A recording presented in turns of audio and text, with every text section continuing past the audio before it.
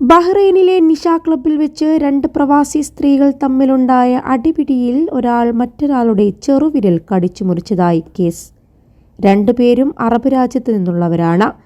കഴിഞ്ഞ ഏപ്രിൽ 24-നായിരുന്നു കേസിനാസ്പദമായ സംഭവം നടന്നത്.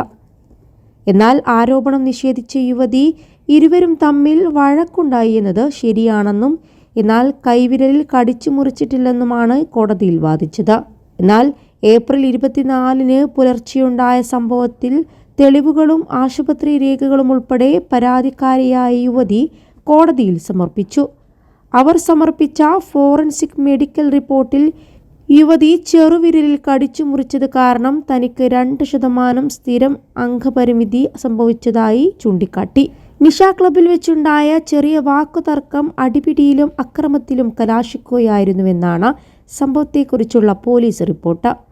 വാക്കേറ്റത്തിനിടെ പ്രതിയായ യുവതി പരാതിക്കാരിയുടെ മുടി പിടിച്ചു വലിക്കുകയും മുഖത്ത് മാന്തുകയും ചെയ്യുകയായിരുന്നു.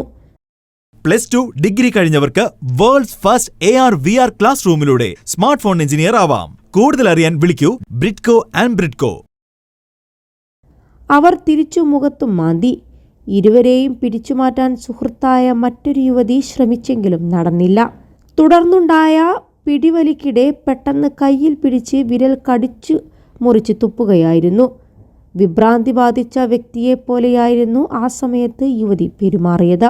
തറയിൽ തൻ്റെ വിരലിൻ്റെ ഒരു ഭാഗം തളം കെട്ടി നിൽക്കുന്ന രക്തത്തിൽ കിടക്കുകയായിരുന്നുവെന്നും പരാതിക്കാരി പറഞ്ഞു.